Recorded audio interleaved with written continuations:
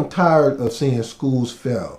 I'm tired of seeing teachers quit. I'm tired of principals talking about that they cannot move their school. It is time to take these strategies. It's time to take these schools to the level that I know that we can go. So once again, it's time to get serious about the work that we're doing. That's why I'm passionate about me working with schools all over the world, working with principals, working with teachers, working with districts, looking at data to drive the instructions, looking at classroom management, setting up strategies that we can impact student achievement at all levels, at the high school level, middle school level, elementary level. It is time. And when I say it is time now to get serious about the work that we're doing. If you would like for me to come into your district and really help you to transform that district, that school, hey, reach out and let's take schools to the next level. So I believe that, if everybody say it can't get done, I'm like, yes it can, why not?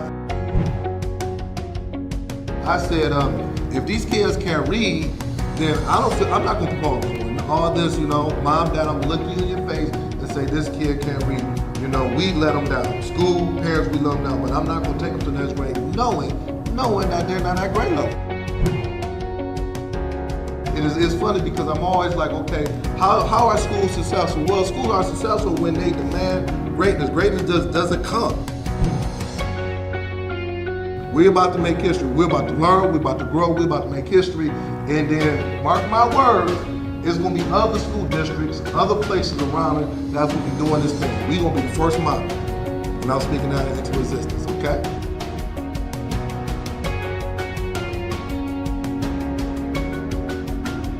For booking, please visit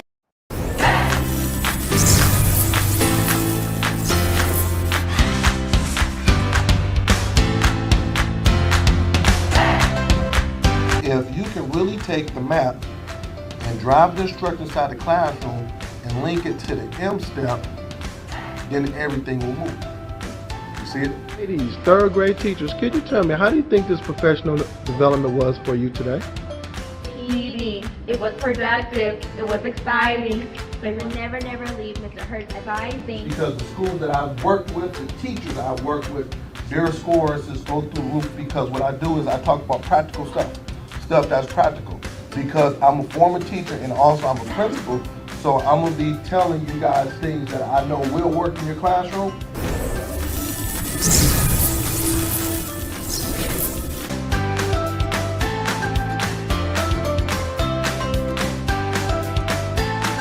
For booking, please visit shurtschoolturnaroundspecialist.com. Good morning, everyone. Good morning. This is Sean Hurt with another powerful podcast. And the title of our podcast this morning is the 20 non-negotiable characteristics of high-performing schools. The 20 non-negotiables characteristics of high-performing schools. So I'm excited regarding this. This will be a series for the month of February. I'm doing a series. Yes, I'm doing a series. And what I'm gonna do 5 parts. I'm gonna do 5 pieces every Saturday. So we go over the 20. I'm not gonna give you the whole apple pie at once. We're gonna give you the 5 pieces. So let's go ahead. And what I need is I need you to share it out. Tell me where you're coming from. And give me 1 minute. Give me 1 minute as I get all of my people in. And you said last week that you was going to share. You said, Hurt, I'm going to share it. We need to share this out. So come on and share this out so we can make sure that we get this out to all of the educators out there. All right. I'm excited regarding this. This is going to be another excellent one. It's going to be another excellent one. So I cannot wait to share this information. And we call ourselves the Fantastic Four. Is myself at 10. We have Principal, Create and Educate at 10:30, Principal Kafele at 11. Then on Sunday, we have Josh Tarver at 5 o'clock. And we just like to give out information. We like to share, give out information, making sure that educators all over the world understand the work that we're doing and how we're doing it and things of that nature. So I'm totally excited regarding this podcast. I'm excited. So give me about 5 more seconds because I'm on all platforms. I'm on YouTube. So make sure you go on YouTube now. Go to my YouTube page, go to YouTube and comment and I'm on LinkedIn and I'm on X or Twitter. I'm just everywhere. I'm everywhere. All right. Let me see where we're at. Let me see where we're at. Give me 5 more seconds. All right, let's go ahead. I want to make sure I use my time wisely because I got a lot of good information to share. So who's with me this morning? Who's with me this morning? Let's start off. Good morning, Ms. Rella Hicks. Good morning to you. Good morning to you. Good morning to you. I got Garfer WT. Good morning to you from the ATL. ATL, good morning to you. Thanks for tuning in. I really appreciate that. Who else we got? We have Lynetta Wilson from North Carolina. Good morning to you. I got my good friend, my mentor, my boy, my partner in crime, Principal Fele. Good morning to you. Every Saturday I'm gonna ask you what NBA game have you went to this week. I know you probably are going to an NBA game or hitting up an NBA game. And what team, Principal Kafele, will Giannis get traded to? What team will he get traded to? Anybody know in the comment? What team will he get traded to all my basketball fans? Good morning to you. I got Intermittent Productions. The Chosen is here. Good morning to you. Good morning to you. Good morning to you. I got Dr. Jeter in the house. Good morning to you from Illinois. Thank you, thank you, thank you. I got Chase Langley 7393. Good morning to you. Good morning to you. Who else rock with me? Come on. I got Miss Moore from Mississippi. Good morning to you. I got my good friend Josh Tarver. He out there working out. He out there somewhere, probably at the gym working out. Josh, I'm gonna probably get in the gym a couple more hours. Hey, you and Dr. Houston has inspired me. I got to get into the gym. Good morning to you, Connie West. Good morning to you from North Carolina. Good morning to you. Good morning to you. A couple more. I got Trina Fletcher in the house. Good morning to you. It's always good seeing you. I got David Bell down the street from Benton Harbor. Benton Harbor. Hey, I heard that the new principal, Brother Sanders, is doing a fabulous job, man. So y'all keep up the good work. That was a good hire that y'all got. Good morning to you. I got Miss McMahon in the house. Good morning to you. Good morning to you. Good morning to you. I got September Vance Daniels in the house. Good morning to you. And let's start with my good friend, Dr. Sheikah Houston and Tammy Taylor. Good morning to you. All right, let's go ahead and get the party started. I'm excited on this one because what we're going to do is we're going to talk about the 29 negotiable characteristics of high performing schools. We don't want low performing schools. We don't want average schools. We want high performing schools. So there's characteristics that, based on the work that I have been doing since 1999 as a teacher, parapro, assistant principal, and principal, I have done a whole gamut. I've been at a high school level, middle school level, and elementary level. In the last 4 years, I've been doing consulting all over the world. This week alone, I'm talking about this week, this week alone, I was able to work with 3 different schools. So I'm not just every 2 months or 3 months. I'm constantly working with different schools, seeing different ways how schools are being ran. I'm looking at the characteristics. I'm looking at the data. I'm looking at everything. And now it's time for us to be able to say, okay, do I have these characteristics at my school? Am I exhibiting these characteristics at my school? So let's get pencil and paper out. This is what I got my notes. It's time. It's time. It's time. So let me go ahead. I always ask this question, and we're going to put it in the chat. What is keeping you up at night as an educator? What is keeping you up at night as an educator? Let me tell you something that's happening in education that's about to take off. And no one is talking about it, but it's about to take off. I need everybody to just listen to this. 4 days ago in Michigan, I'm talking about in Michigan, but it's in other states. But 4 days ago in Michigan, they passed for high schools to be able to give NIL money to students. I'm gonna say this again. 3 days ago, they passed a bill that next year, starting next year in Michigan, but is in other states as well. You need to check that for high school students. There, you are able to give them NIL. So you ask the question, what is NIL? NIL stands for name, image, and likeness. NIL stands for name, image, and likeness. And what happened was that 2 years ago, In college, they allow they allow the college kids to be able to get paid based on their name, image, and likeness. This is in college. So you have football players, basketball, softball, baseball, you name it, to be able to be compensated based on their name, image, and likeness on based on what they're doing on Facebook, Twitter, Twitch, and also companies around in the area. So if I'm a pizza company, I can pay such and such $20,000 to be able to shoot commercials or to market my pizza, to be able to eat pizza because my name, image, and likeness is so famous in the community. If I eat a pizza, it's going to be 300 people within the next month that's going to go to the pizza place and eat the pizza. Does that make sense? So that was in college. Now, in high school level, they're doing that as well. Is in Michigan is going to take off next year. I'm going to do a podcast on it come March. All right, I'm going to do a podcast. I'm going to break it down. But for principles, I have about 15 to 20 principles on my podcast. Get in front of it now. It's going to make or break your school sooner than later. I'm going to say this. Get in front of it now. Inbox me if you need any additional support. Principals, I'm begging you. Superintendents, I'm begging you. Dr. Houston and that team over there, she's in central office, and Tammy Taylor, I am begging you, write it down. You know, I don't do this. I don't do this often. NIL, name, image, and likeness. Do your research. When you hear about it, you're gonna say, "Hurt talked about it." Let me do some research. Let me put this in play. Let me be ahead of the curve. Come on, put it in the comments. NIL. I have Miss Harris Brooke. Oh, good morning to you. She says is already here in North Carolina. I'm breaking it down. It just came to Michigan.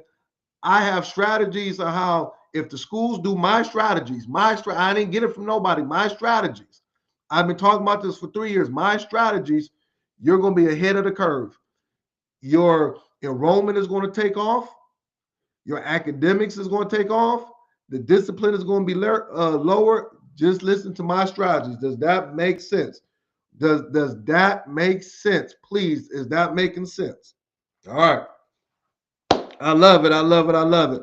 All right. The last thing before we get into it is that last week we talked about what did we talk about? How to provide feedback to your teachers. And you promised me, you said her as a coach, principal, assistant superintendent, when I'm doing my classroom observations, I said I want everybody this week to focus on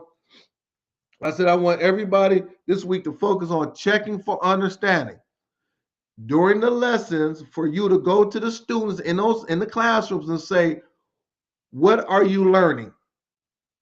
Did you guys do that? Put it in the chat. Remember, I said last week, I said when you're doing your observations, don't look for 5 or 6 different things. Just focus on checking for understanding with the students. Who did that? Who did that? That was homework. That was homework. That was homework for this week. Did you go into those classrooms and check for understanding? I did. I did my homework. I did. Who else did that? Remember last week we talked about, well, Hurt, I didn't get a chance to do it. Snow days, we was out, blah, blah, blah. Let's do it this week. And let's do it the following week. Remember, we're going to be consistent with one thing for the next 2 to 3 weeks. You agreed to me that you said, Hurt, as the instructional leader, I'm trying to move the academic needle. I'm going to check for understanding, and I'm going to tell my teacher that we need to do that. Professor Law says, yes, I did. Thank you, Professor Laws. Yes, yes. You get an A today, my friend. Why am I saying this? Is because this leads to high academic achievement. I talked about it. We're doing too much, and then this is what's taking place. Please, everybody, look up Professor Laws. My teacher grew in her observation. Yep, I told you. So now it goes back to what we're going to talk about, the 29 negotiable characteristics of high performing schools. And I'm going to deal with 5. I'm going to do this for the whole month of February. I'm not rushing through this. Like Josh Tarver said, I'm going to be Luther Vandross. I cannot sing, but I'm going to go slow. So the first one, these are characteristics. If your school does not have this, you gotta have it. We gotta implement this. We gotta make sure that we're using this. Okay. Let me make sure I'm good on some things. All right. Come on, everybody, stay with me, stay with me, stay with me. Let me know what it sounded like. Let me know what it's coming like. All right, hit that share button. Give me some love. The first one is a clear shared vision. I'm gonna talk about this until I'm blue in the face. A clear shared vision. That's the first one. Forget anything else. Why do I need to listen to you, Mr. Hurt? Because you want your school to be an A school. You want your school to be a blue ribbon school. You want your school to be a model school. You want your district to be this. You want to be able to get awards as a principal. So why should I listen to you? Because what I'm gonna tell you is going to help you move this needle. And anybody that have worked with me, that I have consulted with the schools, you know good and well this is what we talk about. This is what we stay on. That's why you went from a D to a B. That's why you went from a C to an A. That's why you went from 25% proficiency to 40% within 1 year. And it take you 5 or 6 years. The devil is a liar with that. We don't, listen, we don't got 5 or 6 years. We need to do it now. Put it in there. We need to do it now. We need to have those scores move in April and May. Oh, yes. I told you I am ready for you this morning. A clear shared vision. Every student, staff, and family member understands the mission and the goals of your school. Let's start with the basics. You do not have to spend $90,000 on a marketing firm to do this. Every student, staff, and family understands the mission of the goal. How do I get that out, Hurt, as the leader of my school or in the district? What does that look like? Every morning during your morning announcements, you talk about, listen, this is the vision of the school. This is what we're going to do. It takes 2 minutes. Whenever you have parent meetings, parent conference, whenever you're on social media talking about your school, you're saying this is the vision that we want for the school. I was bold enough. I said, my vision for Inkster Preparatory Academy, my vision for Muskegon Heights School District is to have the highest performing middle school in the state of Michigan. That was my vision. Everybody knew it. Everybody understand it. And I said it over and over and over again. 8th grade graduation. That's my vision. It was up in a hallway when I had to meet with the superintendent in their cabinet. They didn't have to. I said, this is my vision for the school. Oh, I'm talking good. When I sent out flyers, classroom dojo, the whole 9 yards, everybody knew the vision of the school, the students, staff, and families. And it was very clear. It was straight to the point. I want to have the highest performing academic school in the state of Michigan. The next thing, a clear share vision under there, it was every decision has to be aligned with the vision of the school. Every decision, your budget, what you do. So teachers say, Mr. Hurt, we want to have a popcorn pajama jam on Friday. All right. How is this aligning to us being the best school in Michigan? How does this align? Give me the alignment and I'm cool with it. Mr. Hurt, we want to do this program over here. We want to get IXL. We want to make sure that we get these books. How does it align to my vision of having the best school in Michigan, middle school? How does it align? If it does not align, it could be a good idea. I'm not saying it's not a good idea. Talk to me, y'all. Put it in the chat. I'm not saying it's a bad idea, but is it going to help me get to where I want to get to this vision? And then on top of that, we did not have a lot of resources. So every dollar that was spent, we had to hit a home run on it. Every dollar that was spent, we had to hit a home run on it. We couldn't spend $150,000 in the books and those computers are just sitting in the corner collecting dust. Oh, I'm talking to somebody there because when you go to your stores, you're like, golly, look at the storage in our school. All these books that's not been used, all these calculators that's broke, all these computers, all of this. Y'all done spent close to $800,000 as a district and it's not being used. Oh, I told you I'm coming with the fire. the 20 non-negotiable characteristics of high-performing schools. I'm going to stop right there for about 5 seconds, hit them emojis, hit it out, hit it out. We need more people to understand that. You want to be great. You want to have the best school in Mississippi. You want to have the best school in North Carolina. How do I get there, Mr. Hurt? I need the answers to the test.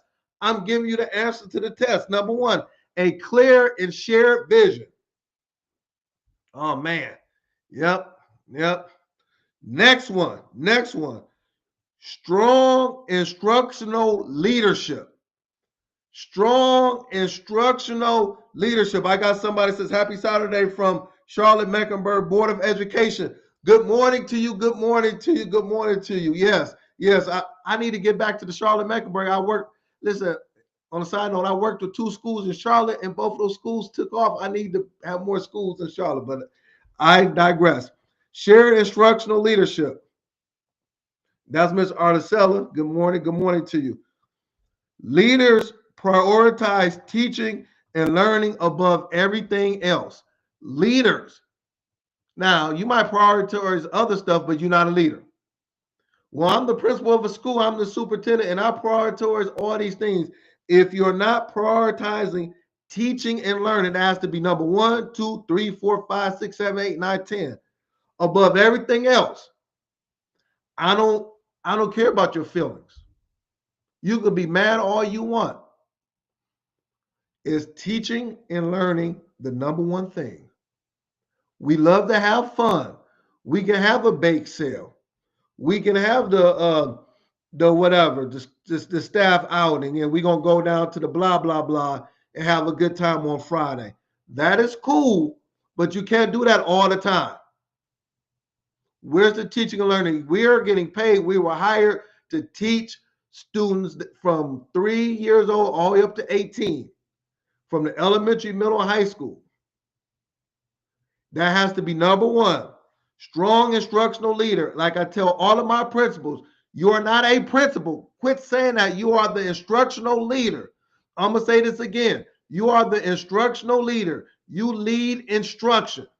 Now, that covers all the other stuff, meeting with parents, dealing with schedules, sending out emails, looking at the lunch schedule, the bus schedule, and greeting kids.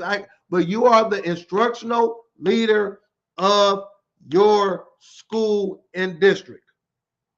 So in order to be an instructional leader, you got to know what instruction looks like. Well, in order to be an instructional leader, you got to watch the Fantastic Four every Saturday and Sunday. I'm going to say this again. In order to be an instructional leader, you got to watch the Fantastic Four, because we're giving you information that will take your instruction to a whole nother level. Also, with that, the instructional leader is visible in the classroom and deeply involved in instructional improvement. The instructional leader is invisible in the classroom. They know who you are. It's not a shock when the principal comes in the classroom. Nobody should be shocked. They should know this is what you do. You should be spending, and I said it, 65% or more of your day should be in the classroom, looking at instruction, rubbing elbows with kids, asking questions and things of that nature. That's why last week I said, when you went into the classroom, what was your focus? What was your focus when you went into the classroom? And I said it should be checked for understanding. I'm telling you, in order to be a strong, you can be an instructional leader, but are you strong? Are you good? Are you a good instructional leader? All right. They are visible in the classroom and deeply involved in instructional improvement. Now, I'm going to add another thing to this. Stay with me, everybody. The males in your school, I'm a male. The males in your school is not, they should not just be dealing with discipline. The males in your school should not be just a disciplined person. I'm tired of that. I am tired of that. When I was a principal, every male that was my coach and things of that nature, they got their hands dirty with instruction. We all deal with the discipline, but you're going to get your hands dirty with instruction. I am tired of going to schools and the male is the person that does the in-school suspension. He in there in-school suspension. That is a waste of time and their talent. Your male in your school knows math. no social studies, no science. They should be over that. They need to be part of the instructional team that takes place. They should not be just on the PBIS team, just dealing with discipline and dealing with parents. I want every male on my podcast.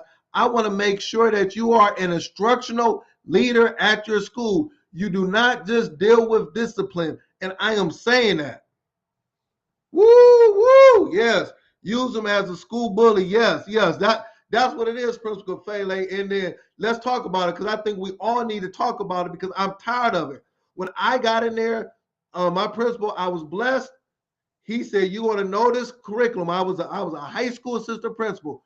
You're going to understand ACT and SAT. You're going to understand high school graduation rates. You're going to understand that. You're not, in addition to dealing with the discipline, but you're going to understand that. I was not just a black male and looking as the bully, suspending kids and breaking up fights. I'm going there. I'm going there. I'm going there. Dr. Jackson say so true. I got all of my male educators on here. Y'all know what I'm talking about. And my female educators on here, you know what I'm talking about as well. We're more than just dealing with discipline, the bullies, the bring down a hammer, the whatever. No, we have something up there that we can lead to the table, that we can bring to the table. We understand data. We understand SAT and ACT, graduation rates. We understand state assessments. We understand what a good classroom observation looks like. We understand curriculum. We understand how a DOK 234. Oh man, I'm talking good now. We understand that. We're just not dealing with discipline, calling parents talking about your kid was suspended for 3 days, or they got 3 hours of in-school suspension and stuff like that. No, we not after school just going to the basketball games and we walking around making sure the kids sitting down and all that old nonsense. Yes, we understand that. The 29 negotiable characteristics of high performing schools. Number 3, I got a couple more minutes. Number 3, high expectations for all kids. High expectations. You have to have high standards for your school. High standards. I don't care where your kids come from, the zip codes, what their parents then did 5 years ago, 6 years ago, blah blah blah, and they go to my church. I know how they act. I don't care. You have to have high standards for all of your schools. You have to have a no excuse culture. No excuse. If you are that principal and you're over there, you have no excuse for those 800 kids. Every student is believed capable of success with the right support. Every student can have success in your school with the right support. That's why you have to be that instructional leader. You have to know what support to give to the teachers in order for them to be better in the classroom. I did not say support. I said the right support. RIGHT, the right support. The right support goes a long way. It enhances the teachers and they can impact the students. I used to say this all of the time. I cannot teach 750 students as a principal. I can't have 750 kids in my gym and I'm teaching. That's why I need my 45 teachers to be on jam, to be on point. So I got to give my teachers the right support. I got to give them the right PD, the right books, the right this, the right that. I have to do that in order for them to impact the students that they're serving. But what's taking place is that we have low standards for our school. Pretty much we just say, as long as I'm getting my check every 2 weeks, as long as I'm getting my $4,800 after taxes, $4,800 after taxes, I make 125 as a principal. I'm not studying that. That's good. You got to pay your bills. I get it. You getting that $4,800 every 2 weeks, but you have low expectations for the school. And I'm gonna hit you with a fastball. Your kids don't even go to the school that you teach at.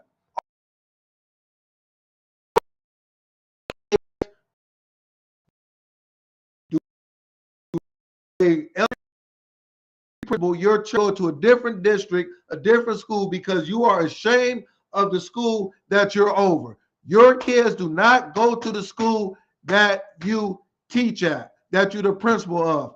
The superintendent, your kids don't even go to the district that you're the superintendent of. So now, consequently, you already have low expectations, standards, expectations, because your kids don't even go there. You want to impress me. You want to raise the level. You want to be the best school in your state. Have your kids, have your grandkids, your nieces and nephews attend the school that you're at. When that takes place, oh, you bringing it every day because that's your blood in that school. Someone said I'm on fire. Yes, I know. Oh my God. I gotta stop. So I'm at 3. I'm doing a series. I'm doing a series. I'm going through this all of February because this is so important. All right. So thank you very much. If you would like for me to come in, this is what I need. Inbox me. This is the work I'm doing.